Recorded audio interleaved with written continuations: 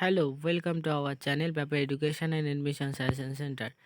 তো তোমরা জলপাইগুড়ি ল কলেজের মেরিট লিস্ট পাবলিশড হয়ে গেছে অনেক দিন আগেই। তো তোমরা অনেকেরই অনেক কোশ্চেন ছিল, সেই কোশ্চেন নিয়ে আজকে এই ভিডিওটা। তোমরা অনেকেই কোশ্চেন করেছে, দাদা আমার 80 এসেছে, কেউ বলে 88 এসেছে, কেউ বলে এসসিতে, ওবিসিতে। তো সবারই ডাউট একখানি ক্লিয়ার করছি, তো তোমরা ভিডিওটা ভালো করে দেখো, ওকে।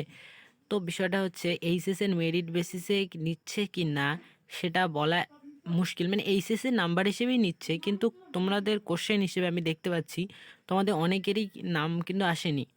মানে যারা 88 পেয়েছো, যা একজন কমেন্ট করেছে আমার 85, কিন্তু 86, আমার কিন্তু 85 চান্স পেয়েছে, আমার নাম কেন আসেনি? দেখো, মেরিট বেসিস তো এইচএসে নিচ্ছে, কিন্তু তোমার এসসি হয়তো তুমি ফর্ম ফিল আপের সময় কিছু ভুল করেছো, এসসি তোমার কাস্ট সার্টিফিকেট ভালো করে আপলোড করেনি, নয়তো কিছু না কিছু প্রবলেম আছে, ওকে। কিন্তু তোমরা সেক্ষেত্রে যদি তোমাদের একদম নিট ক্লিয়ার হওয়ার পরেও যদি তোমরা ভাবছো যে তোমাদের নাম আসেনি, কোনো প্রবলেম ফেস করছো, তোমরা কন্ট্যাক্ট নাম্বারে, কলেজের কন্ট্যাক্ট নাম্বারে কথা বলে নিও, ওকে। আর এরপরে তোমাদেরকে আমি জানিয়েছি তোমরা কি করে চেক করবে যে তোমাদের নাম পরবর্তীতে থাকবে কি না, সেই বিষয়ে স্পেসিফিক বিষয়টাই আমি ডিসকাস করব, ওকে। দেখো এখানে কি বলেছে, বিএ এলএলবি জেনারেলের ক্ষেত্রে যারা ফর্ম ফিল আপ করেছো তারা ভালো করে দেখে নাও। এখানে দেখো যারা 13 তারিখে, 13 আর 15 তারিখ, এই 13 থেকে 15 তারিখের মধ্যে যেটা এডমিশন নিয়েছে, ফার্স্ট মেরিট লিস্ট যেটা পাবলিশড হয়েছে, সেখানে দেখো একজন এডমিশন নেয়নি, দুইজন নেয়নি। তো এই দুই ক্যান্ডিডেটটা যে এডমিশন নিল না, সেক্ষেত্রে তাদের সিটটা ফাঁকা আছে, যেটা সিট তাদের পূরণ করার দরকার কলেজে।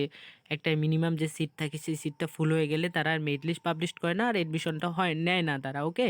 তো সেইটা সিটটা ফাঁকা ফাঁকা আছে, তো সেক্ষেত্রে তোমাদের পরবর্তীতে নামটা থাকার চান্সটা অনেকটা বেশি। যারা তোমরা এই তো 95-এর নিচে আসো, অর্থাৎ 90-র মধ্যে আছো, সেটা হয়ে গেছে, সেকেন্ড মেরিট লিস্টে তাদের নাম চলে আসছে। যারা ফার্স্ট লিস্টে আসেনি, সেকেন্ড মেরিট লিস্টে চলে এসেছে। এখন থার্ড মেরিট লিস্টে অলরেডি পাবলিশড হয়ে গেছে। তো থার্ড মেরিট লিস্টের বিষয়টা আমি বলবো। দেখো সেকেন্ড মেরিট লিস্টে তো 18 তারিখ, তো 18 তারিখেও দেখো, এগুলো সব 15 তারিখ। দেখো 15 তারিখে দেখো দুটা কল করেছে, এই স্টুডেন্ট থেকে দুইবার কল করেছে এডমিশনের জন্য, সে দুইবারই এডমিশন হয়নি, ওকে। তো সেক্ষেত্রে তার সিটটা ফাঁকা। তো এরকম করে করে দেখা গেছে যে তাদের সিট পূরণ হয়নি। তো সেক্ষেত্রে তারা থার্ড মেরিট লিস্ট পাবলিশ করে দিয়েছে। তো থার্ড মেরিট লিস্টটা 18 তারিখে দেখো, তাও এবার ফোর্থ মেরিট লিস্টে বার করার চান্সটা কতটা বেশি দেখো, এই দেখো 16 থেকে 18 তারিখ, এই যে যারা দেখতে পাচ্ছ 16 থেকে 18 তারিখ এর মাঝে কিন্তু এটা কিন্তু থার্ড মেরিট লিস্টের টাইম ছিল, সরি সেকেন্ড মেরিট লিস্টের টাইম ছিল, কিন্তু সেকেন্ড মেরিট লিস্টে তারা এডমিশনটা হয়নি। তো সেক্ষেত্রে এই সিটটা ফাঁকা চলে গেছে। তো এই সিটটা পূরণ করার জন্য তাদেরকে আরও মেরিট লিস্ট পাবলিশ করতে হবে, সেক্ষেত্রে ফোর্থ মেরিট লিস্ট অবশ্যই পাবলিশ করবে। সেখানে তোমাদের ডাউটটা ক্লিয়ার হলো, যারা কোশ্চেন করছে যে ফোর্থ মেরিট লিস্ট পাবলিশ হবে কিনা। দেখো সেক্ষেত্রে এখনও এডমিশন নেয়নি, 18 তারিখ চলে গেছে, এডমিশন নেয়নি। তো সেক্ষেত্রে তার সিটটা ফাঁকা। আরও অনেকেই কোশ্চেন করছে, দাদা আমার যদি কাউন্সিলিংয়ের টাইম চলে যায়, অর্থাৎ এখানে ডেটটা চলে যায়, আমার নাম এসেছে কিন্তু আমি এডমিশন হতে পাইনি, তো ডেট চলে গেলে আমি কি এডমিশন হতে পারবো? অবশ্যই তোমরা পারবে না, কারণ তারা যখন নোটিশ পাবলিশ করেছে সেখানেই তারা বলে দিয়েছে যে সেটা সম্ভব না। সেক্ষেত্রে তোমরা তবুও যখন তোমাদের টাইম থাকবে, ডিউরেশন ডেট থেকে, সেই ডিউরেশনে তোমরা কল করতে পারবে।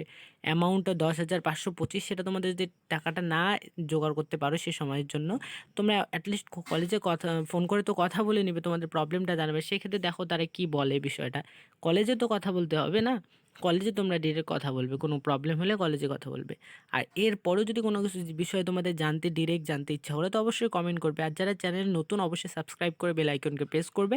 তোমাদের কোনো কিছু প্রবলেম হলেই আমাকে কমেন্ট করে দেবে, আমি অবশ্যই তোমাদের অ্যান্সার দিয়ে দেবো।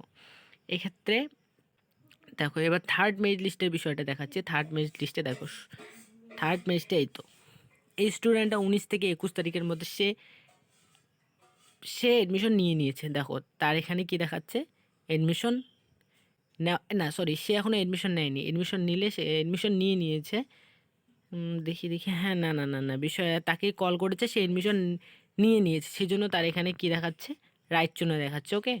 আর যদি এডমিশন না নিত, ক্রস চিহ্ন দেখাতো, সেখানে ক্রস চিহ্ন দেখাচ্ছে, ওকে।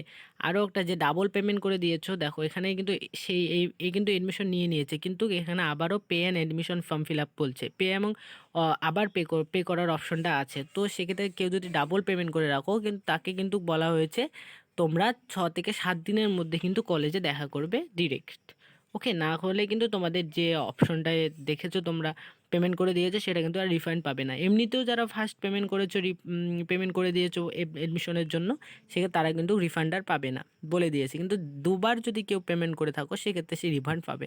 তো দেখো এখনও সেই স্টুডেন্টটা এখনও এডমিশন নেয়নি, তো এই এডমিশনগুলো যে হচ্ছে না, তো সিট তাদের ফাঁকা যাচ্ছে, তো সেক্ষেত্রে 4th মেরিট লিস্টটা পাবলিশ হওয়ার চান্স থেকে গেছে।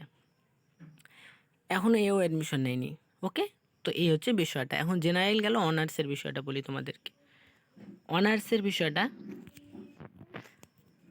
এই তো অনার্স। তো অনার্সের ক্ষেত্রে দেখো, তোমরা যারা নাম চেক করতে চাও আমার নামটা আসলো কি না, তো সেক্ষেত্রে তোমরা এখানে ডিরেক্ট সার্চ করতে পারো, ডিরেক্ট সার্চ করে দেখে নিতে পারো। কোনো সেখান থেকে ডিরেক্ট সার্চ করে তোমার নাম দেখে নিতে পারো, নাম আসছে কি না, এত কষ্ট করে খোঁজার দরকার নেই। সেকেন্ড, তো অনার্সের ক্ষেত্রেও সেম। দেখো অনেকে এডমিশন নেয়নি ফার্স্ট কলে অর্থাৎ ফার্স্ট মেরিট লিস্টে, তো সেক্ষেত্রে সেকেন্ড মেরিট লিস্ট পাবলিশ করেছে।